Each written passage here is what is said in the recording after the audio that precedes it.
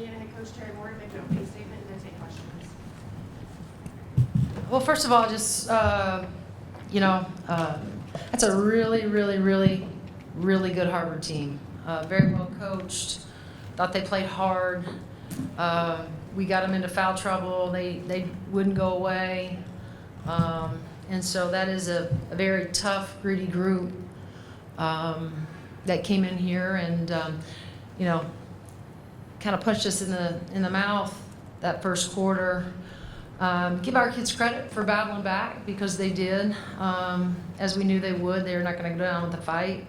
But you look at the stat sheet and you can, I guess, they got, 17 more shots than we did because of our 27 turnovers. However, we get to the line 38 times, to their 68. So, I guess you could look at that two different ways. But just, didn't shoot it well, except for the second quarter. Nothing.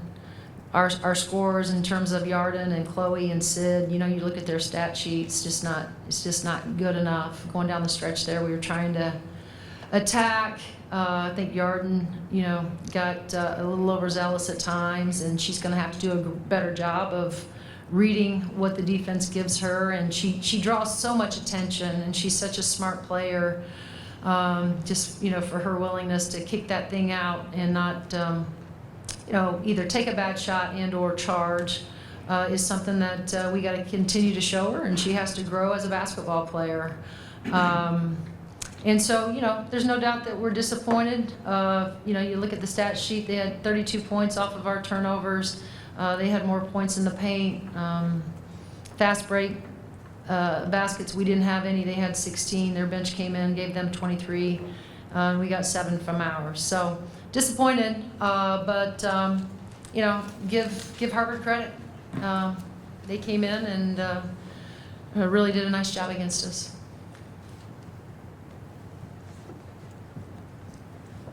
Teri, obviously you saw a lot of red flags from the game on Monday. I guess just how did you approach the last couple days with the team after that? How satisfied were you with the way they responded in practice? And I guess what approach are you going to take after this one? Well, I will say that they responded, Seth, in how I thought they would. Disappointed, understood that 18 turnovers, 11 threes is just too many.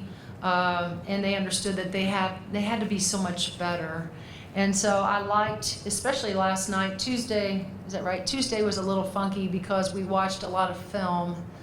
And then we're going in the morning right now, and I have kids that have 1 o'clock classes. So that I had about 7 of them that had to leave early. And so it wasn't a full practice, but last night was. And they met as a team before practice, and focus was great. I think they were really excited about getting back on the floor, and I just felt like their focus was where it needed to be. Again, going back to Harvard, I mean, they came out in that first quarter, and not only the press, but their physicality. I mean, they were physical with us.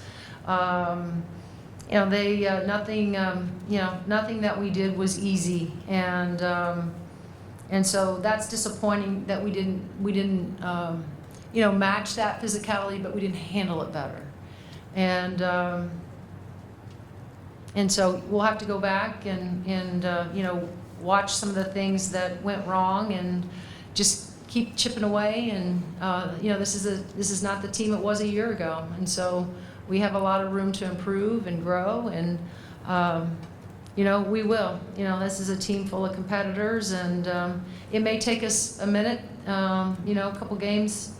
I hope it's just a couple to start figuring some things out. But I feel like we're better shooters than we displayed tonight,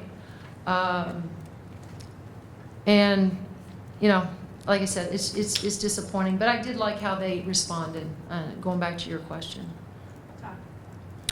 Teri, you kind of mentioned it a little bit, but what was your Harvard presses? I mean, they forced 33 turnovers in the first game, and so what was your level of surprise that the team didn't respond to Yeah. the press early and the physicality that you mentioned. Yeah, because it's not like, we've seen a lot of, different presses in the Big Ten, especially, you think about Ohio State, and we really felt like, we probably started working on our press attack far earlier than we ever have, because we always, we have felt like that's been a little bit of Achilles heel for us. And so, and some of those, Todd, were just, we just threw it right to them, and so there's a lot of them to sift through on film, but, it's disappointing that we didn't handle that piece of it better, because it wasn't a surprise. We worked on it. We've talked about it. We knew they were going to press. They knew even on, especially on made baskets, dead balls, missed baskets, we knew they were going to come back in the backcourt and just try to be there, be pesky. And so, there were moments where we panicked. There were moments where they sped us up. And so those are all things that are hard lessons, but they're lessons that we have to learn, and we got to take those lessons and improve. There was a play late in the overtime, or early in overtime, I guess, where Sydney just kind of inbounded the ball and Chloe just took her eyes off of it and lost it. Does that, when you see that as a coach, there were a couple of plays like that throughout the game where it's unforced, Right. worry about the psyche of the team, like where that's coming from? That's a Because great you're not question. a veteran team. It's not Yeah. like you're just no, a freshman you're or you absolutely just right. had those mistakes. And does that make you kind of worry or kind of where to pinpoint kind of what's happening? I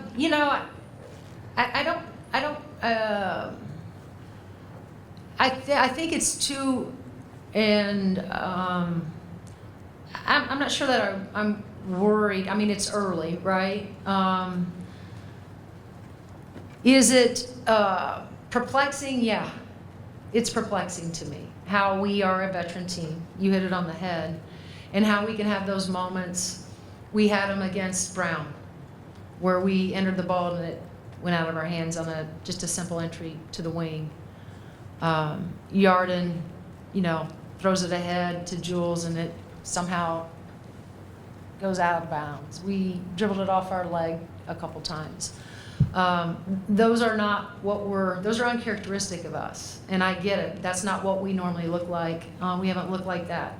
And so I don't, I'm more perplexed by it than I am worried, because I know this group well enough to know that they are competitors. They want to get it right, and I'm confident that they will. But it's nights like tonight that you do scratch your head and you go, I thought that the Brown game would have been a really great lesson for us to learn. Like, we just can't have those unforced turnovers. But here we are tonight against a team that, again, sped us up. They pressed us a little bit different than Brown did. But, there were a couple of those that were you just shake your head and go, I'm not sure why that's happening. So I wish I had a better answer. Lewin and Zion. Teri, there were a few times, second half especially, and after your run at the end of the second quarter, when you got all the way back. They had their lead, you came back, it was tied, you got ahead. Did you have any moments on the bench there where you were thinking, okay, we might get this under control, we might be able to put them Yeah, I think when we were up 3 and they advanced the ball, I thought we all, we were going to try to switch everything. And they ran a double, like a high double stagger into a ghost, which is really a great call. Great play call from Carey. But that can cause some confusion. Ghost screens, they're fake screens. I felt like that group, leaving the timeout, they knew that they had to get the stop. And if they got the stop, then there was probably a good chance they were going to get out of here with a win. But the kid, hits the shot. So. Zion. Teri, you talked about how Chloe, Sid, and Yarden are kind of your 3 main scorers earlier. Between the 3 of them, they just shot 1 field goal in overtime. Just how do you make sure they are getting those looks down the stretch of games? Well, I mean, you know, you try to put the ball in their hand, which is what we did. You know, it's just that they got to be better decision makers when they draw, you know, in those moments when they're drawing so much help. Their willingness to be able to find, you know, either the drop and or the kick out, you know, because you know, and again, Yarden, you know, puts the ball on the deck and there's 3 defenders that are running at her, right? And she keeps going, and the one, obviously she charges, but, you know, I'd have to go back on film, but there's no doubt that there's probably 2 people on that side, on the strong side, that's wide open. And those are decisions that she's gonna have to improve and get better at. And she's a smart player. It's just that I think Yarden was trying to will her team to a win. So if she's guilty of anything, it's just trying to be a playmaker for us and, you know, trying to score.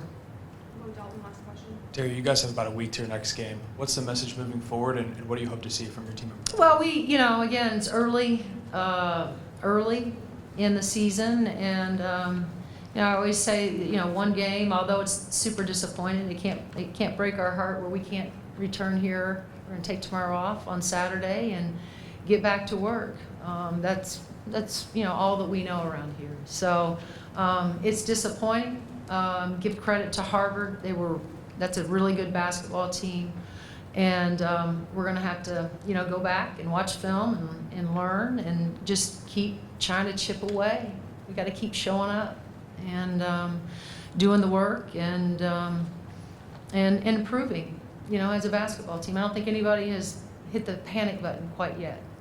You know, this is, and I think Sid said it to you guys against Brown, this is not the team of last year. There's new pieces that we're trying, and they're all trying to still figure out how that all works together, you know. You know, it may not happen as early as our fans, and maybe as we would like, how quickly, you know, as we would like, but we have to stick to the process of just trying to improve a little bit more every day, and take those moments where they're, you know, the turnovers and the poor decisions or the choices that we made, and we got to be better come next week. All right, thanks, Coach. Yep, thank you guys.